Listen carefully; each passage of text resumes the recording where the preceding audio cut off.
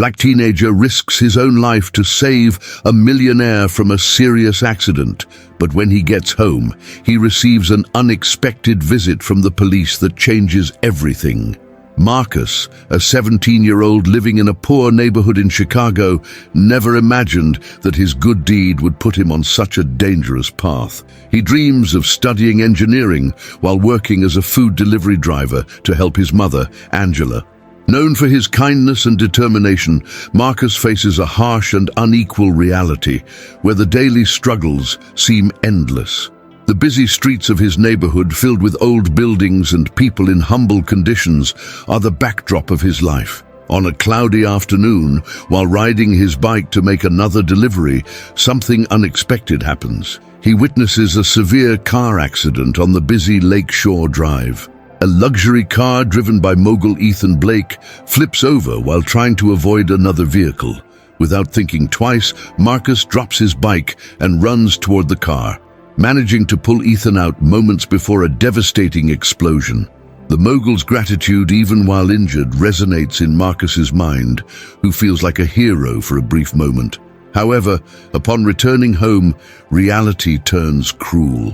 When he arrives at his house in Englewood, he is surprised by police officers who accuse him of being an accomplice in a robbery at a nearby market where the accident occurred. The red and blue lights of the police cars illuminate the night as neighbors watch in horror as Marcus is handcuffed. His mother, Angela, a strong woman who works as a cleaner, screams in despair at seeing her son taken away unjustly. The accusation is based on an anonymous tip and Marcus's presence at the scene, but he had no involvement in the crime. Taken to the police station, he finds himself trapped in a system that often acts with prejudice. Ethan, upon hearing about the incident from the news, decides to intervene, but his influence is not enough in the face of the corruption and structural prejudice that permeates the police. Meanwhile, Ethan's daughter, Sophie, a law student and social justice activist, refuses to accept the injustice happening. She persuades her father to use his power and influence to help Marcus, challenging him to confront his own privileges and the passivity that kept him away from the realities of life in his neighborhood. The climax of the story approaches as Ethan, Sophie, and local activists come together to prove Marcus's innocence. He, in turn, faces moments of despair, but his strength of spirit ends up inspiring other detainees as the legal process exposes the injustice he and many others face daily. In the end, security camera footage reveals the truth. Marcus was helping Ethan at the moment of the crime, and the real thieves are finally identified.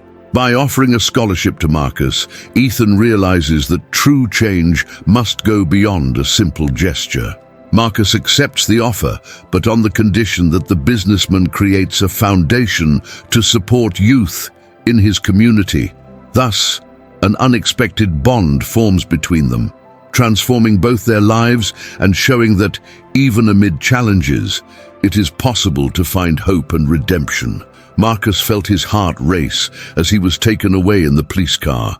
The red and blue lights spun frantically, reflecting on his skin as his mind struggled to understand how a good deed had put him in that situation. The tension in his home, where his mother awaited him anxiously, was now a mix of despair and helplessness. He had always known that life on the streets of Englewood was full of challenges, but he never imagined that an act of heroism would lead him to be treated as a criminal.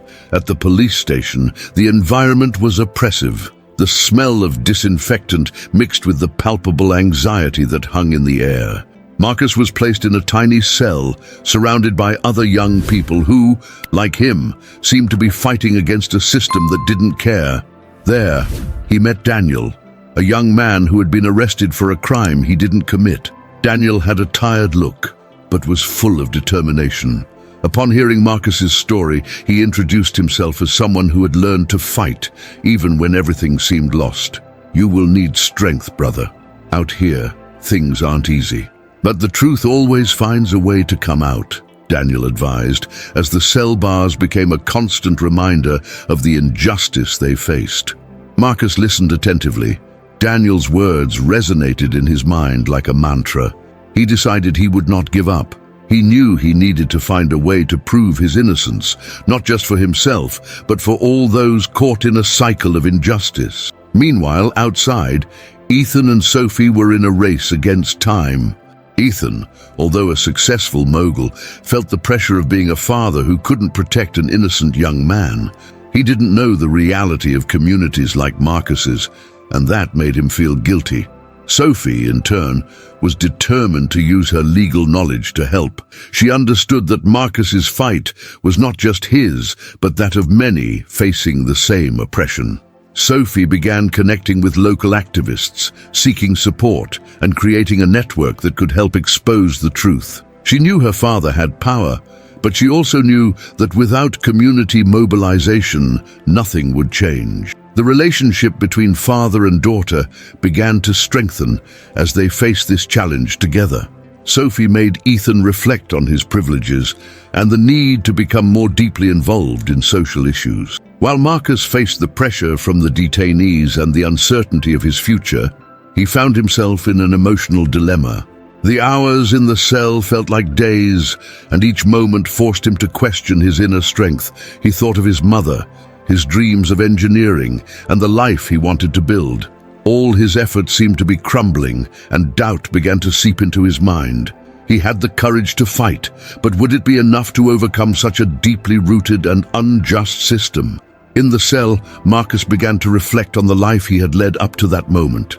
He recalled the lessons his mother always taught him about dignity, respect, and the importance of fighting for what is right. Those memories helped him find a spark of hope amid despair. He realized that the true battle was not just for his freedom, but for all those who, like him, were treated unjustly. The pressure on Ethan and Sophie increased with each passing day. They needed concrete evidence to help Marcus. Sophie began to investigate deeply, talking to witnesses and analyzing footage. Every small breakthrough was a victory, but it also brought new challenges. The pressure of being the daughter of a magnate did not make things easier. Some saw her as a traitor for getting involved in issues that many considered irrelevant.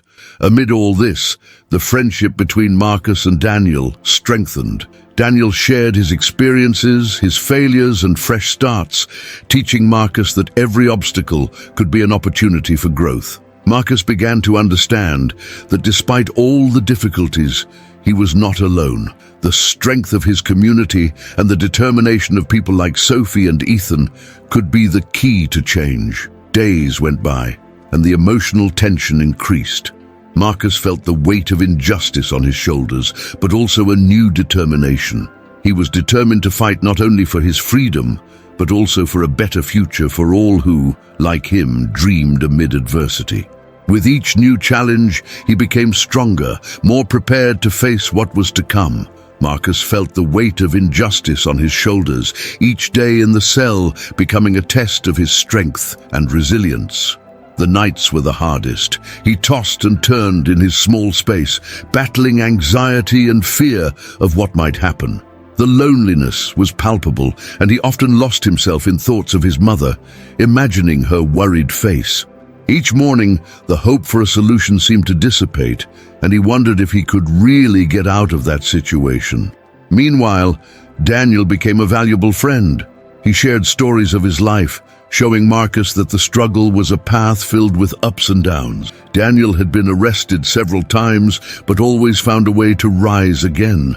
However, with each conversation, Marcus noticed the sadness in Daniel's eyes, a reflection of the frustration of so many young people who felt abandoned by the system.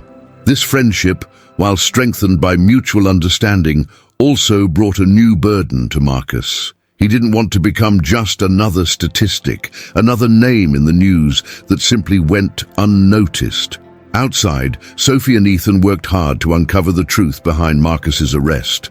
Sophie delved into investigations, talking to community members and reviewing security footage. Each new discovery brought renewed hope, but also a new challenge. She realized that many witnesses were afraid to speak. The atmosphere of distrust was so intense that many preferred to stay silent rather than risk their own lives. This frustrated her, She knew that the truth was vital to freeing Marcus, but how could she get them to talk? Ethan, for his part, began to feel the weight of responsibility. Although he was a successful businessman, his inexperience in dealing with social issues made him feel powerless. He began to understand that his power and influence could be used for something greater, but he feared that his intervention would not be welcomed. The idea of being seen as an intruder in a fight that was not his trapped him in a moral dilemma. Sophie, noticing her father's hesitation, encouraged him to use his position to help give a voice to those who were not heard. This conversation brought them even closer, uniting them in a common mission. As the days passed, the tension in the cell increased. Marcus began to hear rumors that some inmates were planning a riot. The idea of a riot scared him, but it also made him wonder if this was a way to resist the system that oppressed them. He felt torn. On one hand, he wanted to fight, but on the other, he knew that it could put his life at risk. This uncertainty consumed him, and he found himself questioning his own beliefs. It was an internal struggle that left him exhausted. He wanted to be strong, but doubt infiltrated every thought. Before we continue with this thrilling story, take a moment to subscribe to the channel so you don't miss any stories, and tell us which city you're watching this video from in the comments. Meanwhile, Sophie made a discovery. A security video showed the moment of Marcus's arrest, and somehow seemed to contradict the narrative presented by the police. Her heart raced. This could be the evidence they needed. However, when trying to obtain a copy of the video, Sophie faced resistance from authorities who seemed more interested in covering up the truth than revealing it. Frustration mounted, and she found herself in a situation where she had to decide between following the rules or fighting against a system that clearly didn't work. Marcus, for his part, was aware of the risk Sophie was taking. The letters they exchanged were his only solace, and he began to realize that his struggle was not just for his freedom, but also for the fight of all those who were being silenced. This inspired him to seek a new form of resistance, one that was not violent but had an impact. Talking with Daniel, he began to think of ways to mobilize other young people inside the prison, creating a space where they could share their stories and support one another. Conversations in the cell became deeper and more meaningful. They talked about their dreams, their fears, and their frustrations. This new support network helped Marcus to rekindle his sense of purpose. He saw that even in a desperate situation, he could make a difference. This renewed determination prepared him for what lay ahead, but he knew that many obstacles still remained. Life in prison was tough, and there were no guarantees that his struggle would be successful. The twists and turns piled up. With each step toward the truth, there was a new challenge. Marcus's battle was just beginning, and he realized that true strength did not come solely from his own determination, but also from the collective strength of those around him. This new understanding propelled him, and he was willing to fight not just for himself, but for all those who dreamed amid adversity. Marcus's life in prison continued to be an emotional roller coaster. He spent his days trying to keep his head up, but the pressure became increasingly unbearable. His friendship with Daniel solidified, but at the same time, the reality of his situation suffocated him. Until one day, while preparing for another conversation with Daniel, something unexpected happened. A new prisoner was brought to the cell next door. He was a young man named Raphael, who at first seemed just another lost face in that bleak place. But when Marcus heard Raphael's name, something stirred within him. He remembered hearing about Raphael's case before he was imprisoned, a young man accused of a crime he did not commit, just like him. The news about Raphael had been widely circulated in the media, and the description of his case was similar to his own. This coincidence sparked a new wave of hope in Marcus. Conversations between the cells began to flow. Raphael, like Daniel, had a resilient spirit. He shared stories about his life outside prison, his dreams, and how, even in the face of adversity, he had never lost faith in himself. This deeply touched Marcus, who found himself reflecting on his own choices and the reasons that had led him there. Raphael was not just another prisoner. He was a vivid reminder that the fight for justice was a collective battle. One night, while the prisoners gathered to talk, Raphael made a revelation that shook Marcus to his core. He said that there was a witness willing to speak about what really happened on the night of their arrests. Hope flooded Marcus's heart, but it was soon accompanied by a wave of fear. What if this witness was not protected? What if they changed their mind? The uncertainty consumed him. In a moment of vulnerability, Marcus opened up to Daniel and Raphael. He spoke about his insecurities, about how he had always felt like a burden to his mother, and how the pressure to be strong felt overwhelming. Daniel, with his wisdom gained from experience, looked into Marcus's eyes and said, "Sometimes being strong is accepting that we need help. The struggle is not just yours, it's ours." These words resonated with Marcus. He realized he was trapped not only in a cell, but also in his own limiting beliefs. The idea that he needed to carry the weight of the world alone was preventing him from seeing the broader truth. The fight for freedom was not just individual, it was a collective effort. This revelation brought a new perspective on his situation. He was not alone, and that could change everything. That very night, as he lay on his hard bed, Marcus decided that he needed to take action. He began to think of ways to mobilize the other prisoners, to create a movement within the prison that would amplify their voices. If there was a chance to free not only himself, but also others who, like him, were being unjustly punished, he could not let this opportunity slip by. Meanwhile, outside, Sophie and Ethan were at a critical juncture. Sophie had managed to get a copy of the video showing Marcus's arrest, but threats began to appear. People who knew the truth were being silenced. Ethan realized that Sophie's fight was becoming increasingly dangerous. He decided it was time to use his influence to protect those who were risking everything for the truth. This decision, however, forced him to confront his own fears. The fear of becoming a target, the fear that his intervention would not be welcome. For Marcus, Raphael's revelation and Daniel's support became a catalyst. He began writing letters to other prisoners, encouraging them to share their stories and come together in a peaceful movement. That idea of collectivity transformed into a larger goal, to create a safe space where they could express their struggles and seek justice together. The emotional tension heightened, and Marcus realized that by confronting his own weaknesses and accepting help from others, he was not only fighting for his freedom, but also joining a greater cause. This new determination transformed him. He was ready to face the challenges to come, knowing he was no longer alone. And at the same time, outside, Sophie and Ethan were preparing to enter a battle that would require courage and conviction to challenge a system that seemed immutable. Marcus took a deep breath, feeling the power of hope pulsing within him.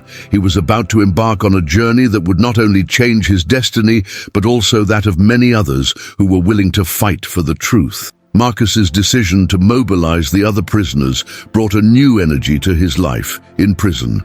He began writing letters, but they were not ordinary letters. They were appeals for solidarity, asking each person to share their stories.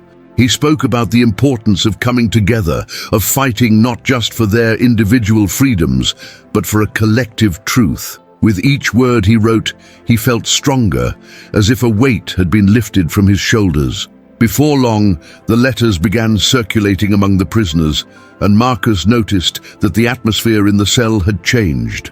The men started gathering in small groups, discussing their experiences and sharing their hopes. There were laughter, tears, and above all, a sense that the loneliness that had once surrounded them was dissipating. But this new unity also brought challenges. Some prisoners, fearful of reprisals, hesitated to join the movement. Others were skeptical and thought nothing would change. Marcus realized that the biggest obstacle he faced was not just the fear of others, but his own fear of failing. He would sit on the hard bed at night, looking at the ceiling, thinking about how he could make a difference. Doubts haunted him. What if they don't care? What if this only makes things worse? But looking at Raphael and Daniel, he saw determination. They were also afraid, but they were willing to fight. That strength propelled him to keep going. One morning, as he prepared for another meeting, Marcus was approached by an older prisoner named Jorge. Jorge was known for his wisdom and experiences. He had been in prison for over a decade and had seen many young men like Marcus come and go, some never to return. Jorge approached him and said, "Boy, I admire your courage, but you need to be careful. Prison doesn't like voices that rise up, and if you're not careful, you could end up in serious trouble." Jorge's words weighed heavily on Marcus. He knew that the fight for justice would not be easy and that there were risks involved. But at the same time, he could not ignore the need for change. He remembered Daniel's words, "The fight is not just yours, it's ours." This encouraged him to move forward, even with the risks. Meanwhile, outside, Sophie and Ethan were facing their own challenges. Sophie was determined to protect the witness who could help Marcus, but there were people who did not want the truth to come to light. She began receiving anonymous threats, and the pressure left her feeling restless. Ethan, realizing how dangerous the situation was becoming, decided that he needed to act. He organized a meeting with some journalist friends who believed in Marcus's innocence and wanted to help. However, this decision also meant that he could become a target. On a cold morning, during one of the meetings in prison, Marcus finally felt ready to speak. He stood up before the gathered prisoners and said, "We are here because society has forgotten us. But that does not mean we should forget ourselves. We must fight together, and if we are strong, we can make a difference." He saw faces light up around him. Some prisoners nodded, while others seemed hesitant. But the seed of hope had already been planted. The following weeks were intense. The meetings became more frequent, and Marcus began to notice that he was not only inspiring others, but also himself. He felt more alive than ever. However, with the growing unity, the tension also increased. Some guards began to grow suspicious and watch the prisoners more closely. The atmosphere in the prison was changing, and Marcus knew he needed to be cautious. Moments of introspection became more frequent. One night, sitting on his bed, Marcus reflected on what was at stake. He thought about his mother, how she had always believed in him, even when he doubted himself. He remembered when he was a child, dreaming of being someone who could change the world. Now, he was fighting for his own freedom and the freedom of others. His interactions with Daniel and Raphael also deepened. They shared their fears and hopes in nighttime conversations, where vulnerability was welcomed. Daniel, always wise, told Marcus, "The fight is not just about getting out of here. It's about finding out who you really are in the process." These words echoed in Marcus's mind, and he realized that by fighting for freedom, he was also discovering himself. Thus, as the pressure mounted inside the prison, Marcus prepared for what was to come. He knew the road would not be easy, and that new obstacles would arise at every turn. But now he had the strength of his companions by his side and a new purpose guiding him. He was no longer alone, and that certainty was what kept him steady in the face of the uncertainties of the future. Marcus sat on his bed, watching the dim light filtering into the cell. He felt a mix of anxiety and determination. The meetings with the other prisoners were growing in number and intensity, and that made him feel part of something bigger. However, the pressure was also increasing. The guards were more alert, and the fear of reprisals hung in the air. He needed to find a balance between his courage and the caution necessary to avoid putting everyone at risk. That night, as the murmurs of voices spread through the hallway, Marcus decided it was time to open his heart. He gathered the prisoners who usually met with him and said, "I know we are afraid of what might happen if we unite. But what do we have to lose if we continue like this, separated and silent? We need to fight not only for ourselves, but for what we believe in." Hearing his words, some prisoners nodded, while others still seemed hesitant. This division left him uneasy, But he remembered what Jorge had said. Change takes time. In the days that followed, the meetings became more exciting. The prisoners began to share not only their stories, but also their hopes and dreams. Each account was a new layer of connection. Marcus realized that by listening, he was also learning about what it meant to be human, about the pain and resilience that existed in each of them. This exchange of experiences helped Marcus overcome some of his insecurities. He began to trust himself more and the importance of his voice. However, the weight of responsibility began to bear down on his shoulders. He knew that any misstep could have serious consequences. One night, while reflecting on his fears, a thought arose. He needed to accept help. During a conversation with Daniel and Raphael, he shared his concerns. "I can't do this alone. If we want to change something, we need to support each other." This vulnerability brought them even closer. The three prisoners became allies, not only in the fight for freedom, but also in the process of getting to know each other better. One morning, an unexpected incident shook the prison. A prisoner who had joined the movement was severely punished by a guard. The news spread quickly, bringing with it a sense of despair. Some prisoners began to question the decision to unite. Fear returned to be a key player in the discussions. Marcus felt his heart tighten. He had committed to fighting, but now he saw the impact that this struggle could have. It was at that moment that a new perspective emerged. Marcus realized that the true measure of success was not in how many people joined him, but in the courage to continue speaking, even in the face of fear. He decided that he could not let an act of repression destroy the hope that had begun to bloom. With this in mind, he stood up and spoke to the prisoners. "If we give up now, we will have allowed fear to win. We need to keep going, not just for ourselves, but for everyone who cannot speak." His words touched many, reigniting the fighting spirit. Marcus's internal battle was far from resolved. He still struggled with his doubts and insecurities, but with each passing day he felt stronger. He learned that growth was not linear. There were ups and downs, but each experience shaped him. He began to apply the lessons he learned in his daily interactions with the other prisoners. He listened more, sought to understand before being understood, and became a leader not only for his courage, but for his empathy. His relationship with Daniel and Raphael also evolved. They became not just friends, but brothers in a common struggle. Together, they spoke about their fears and hopes, helping each other face challenges. This unlikely friendship became a source of strength and inspiration, showing Marcus that he was not alone in his journey. Marcus's transformation was profound. He was no longer just a prisoner waiting for freedom. He was a leader, a spokesperson for a movement that was growing within the cold walls of the prison. As he faced his greatest challenges, both internal and external, he realized that true freedom was not just about getting out of prison, but about finding his voice and using it to make a difference. The fight for freedom had become a fight for his own identity and dignity, and this journey would make him stronger than he ever imagined. The tension in the prison had reached its peak. The murmurs in the cells had turned into cries of despair and frustration. After the severe punishment of the prisoner who joined the movement, many were on the verge of giving up. Marcus felt the weight of this reality in his chest, as if the heavy atmosphere of the prison wanted to suffocate him. He knew that this was the turning point, the greatest challenge he would face, not only as a leader, but as a man. That night, a riot began to form. Some prisoners, driven by despair, wanted to attack the guards, while others called for calm.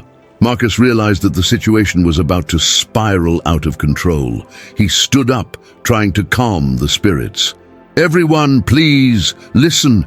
If we fight like this, we will be massacred. What we want is to change the situation, but that cannot be done with violence." The voices fell silent for a moment, but soon were filled with shouts of anger and helplessness. Daniel and Raphael, his friends and allies, were by his side, but they also seemed lost. Fear and frustration were present in every look. Marcus took a deep breath, trying to find the right words. He needed to touch the heart of each person there. He needed them to understand that true strength was not in fury, but in unity, and the courage to stand firm in the face of adversity. Remembering the stories they had shared, the hopes they had built together, he began to speak again. Look at us. We are here all together for a reason. Each of us has a story, a struggle, and what we all want is to be heard. We won't let fear divide us. Let's do something different. Let's show the guards that we are stronger together. At first, some prisoners still hesitated, but the passion in Marcus's words began to resonate. He saw faces light up with the determination he was just starting to feel. The atmosphere began to change, and hope slowly replaced despair. He continued, "We cannot let the pain of one make us forget the strength of all. Let's unite, not in anger, but in solidarity. Let's make a peaceful yet powerful act, an act that shows we will not be silenced." Marcus paused, observing the faces around him. He could feel the energy shifting, emotions adjusting. Daniel and Raphael stepped closer, placing their hands on Marcus's shoulders, showing they were with him. He realized that, in that moment, he was not just leading a group, but deeply connecting with each of them.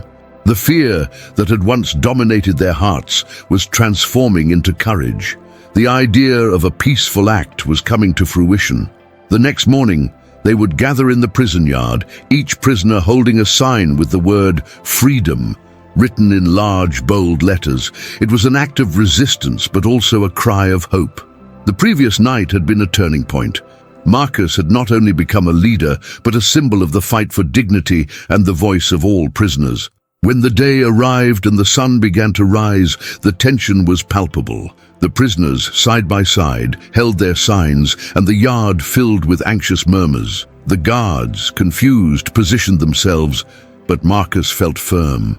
He knew that the true fight was not against the guards, but against oppression and fear. With a simple gesture, he raised his sign higher and shouted, "Freedom!"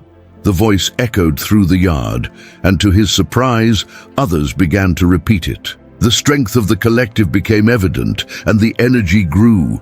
The voices united in a powerful chorus, resonating throughout the prison. The sound of freedom was being proclaimed.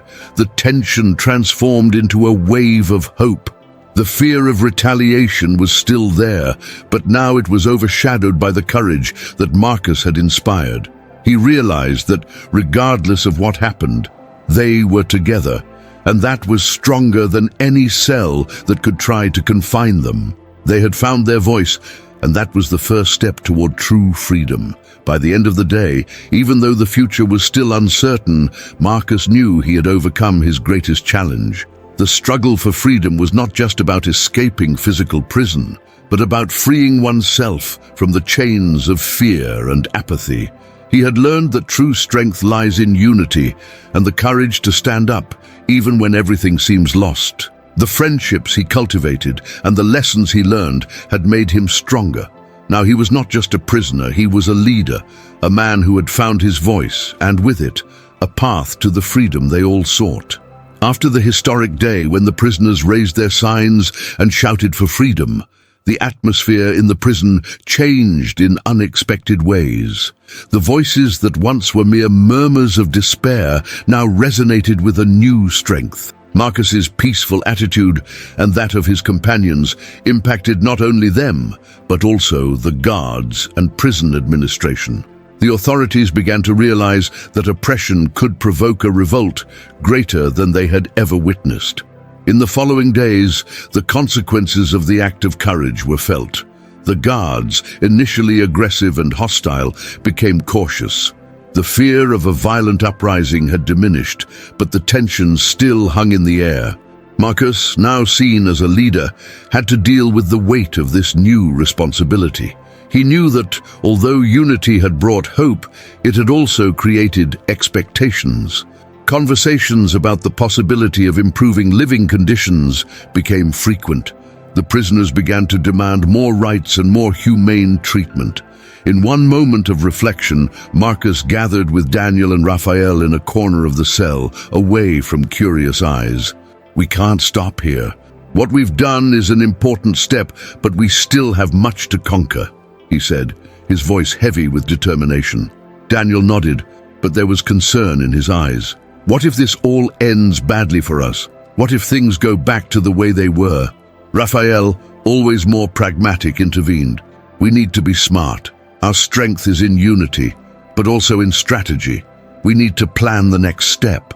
Marcus realized that his friends were right. The fight for freedom was more complex than he had imagined. The peaceful act had inspired many, but now it was necessary to turn that inspiration into effective action. He began meeting with other prisoners, forming a small council. Together they discussed ways to present their demands to the prison warden. It was a risk, but the need for change propelled them. Meanwhile, the prison administration did not remain idle. The days following the protest were filled with meetings between the guards and their superiors. The authorities were alarmed by the possibility of a large-scale uprising. They decided that a more conciliatory approach might be the solution to avoid a greater conflict. To everyone's surprise, one day Marcus and some representatives of the prisoners were called for a meeting with the warden. In the cold, austere administration room, Marcus sat in front of the warden, a man with a stern expression, but who seemed more open than before. "What do you want?" the warden asked, looking at the prisoners with an air of skepticism. With his heart racing, Marcus took the floor. "We want better conditions. We want to be treated with dignity. The freedom we seek is, above all, the freedom to be human." The conversation was difficult and tense, but in the end, the warden agreed to review some of the demands. He promised improvements in food and hygiene conditions, as well as an increase in the frequency of visits. Although it was not the total freedom everyone desired, it was a significant step. When Marcus and his friends left the room, a wave of relief and hope enveloped them. There was something more in the atmosphere. Something that reminded of the possibility of change. In the days that followed, the mood inside the prison began to transform. Hopes for a better future started to blossom among the prisoners. Marcus, now a symbol of resistance and courage, saw the strength he had awakened in others. He realized that even amidst pain and suffering, there was room for hope. On one of the nights, while watching the stars through the small window of his cell, Marcus reflected on his journey.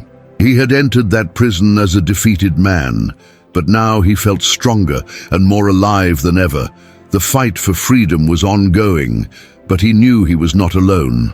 The unity he had formed with his fellow inmates was his greatest weapon. And at that moment, as the stars shone in the sky, he felt a new kind of freedom, the freedom to dream and fight for a better future. As time passed, the promises made by the warden began to materialize. The improvements in living conditions in the prison brought new energy to the prisoners. The food, once bland and scarce, was now more nutritious and in greater quantity. Visits became more frequent, allowing prisoners to maintain ties with the outside world. Marcus observed all of this with a mix of satisfaction and vigilance. He knew that although they had achieved some changes, the fight for true freedom was still far from over. Marcus became a respected figure not only among the prisoners, but also, in a way, among the guards. His determination and courage inspired many to reflect on what justice truly meant. However, the sense of victory was accompanied by a growing restlessness. The echoes of the past still haunted him, especially the memory of those who had suffered under the oppression of the system. The transformation he had experienced was not only internal. He now felt a greater responsibility for the lives of those around him. As conditions improved, Marcus decided it was time to act more decisively. He could not forget the pain that many others still faced, and the desire for revenge against the injustices consumed him. A group of prisoners loyal to him began to meet in secret. Together, they planned a way to publicly expose the cruelties that still occurred behind the prison walls. In the dead of night, Marcus and his allies found a way to communicate their experiences to the outside world. Utilizing the creativity and knowledge they had gained during their years of imprisonment, they drafted a letter revealing the abuses and inhumanity that still existed. This letter was carefully hidden and, with the help of a visitor, sent to a local journalist who was interested in the story. The repercussions were immediate. The published article exposed the human rights violations and generated public outcry. Pressured by public opinion, the prison administration had no choice but to re-evaluate its practices. The fear of a revolt now came not only from the prisoners, but from society itself, which was crying out for justice. Marcus's desire for revenge was not about causing pain, but about seeking true justice. He wanted those who had benefited from oppression to feel the consequences of their actions. And so, seeing the transformation that his struggle had provoked, Marcus felt fulfilled. He had not only challenged an oppressive system, but had also inspired others to rise up and fight for their rights. As Marcus's story spread, he realized that his journey had not been just about him, but about all those who felt powerless. He had become a symbol of resistance and empowerment. The true freedom he sought was not just the absence of physical bars, but the ability to dream and fight for a better future. In his final reflections, Marcus understood that true victory was not revenge, but the transformation he and his companions had achieved together. The friendship and unity they had cultivated were fundamental to their evolution. He had learned that the fight for freedom and justice is a continuous path, full of challenges and new beginnings. And so, as he looked at the stars that night, he smiled, knowing that his journey was just beginning. He invited everyone to join him in his struggle, to reflect on their own experiences, and to never give up fighting for a more just world. Join us, he thought, because together we are stronger. Share your story, inspire others, and let's build a better future, one step at a time.